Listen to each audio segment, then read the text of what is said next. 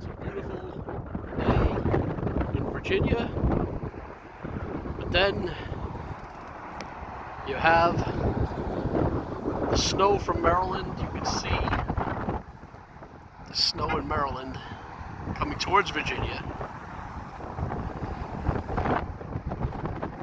And we go back around and you can see the edges of the snow.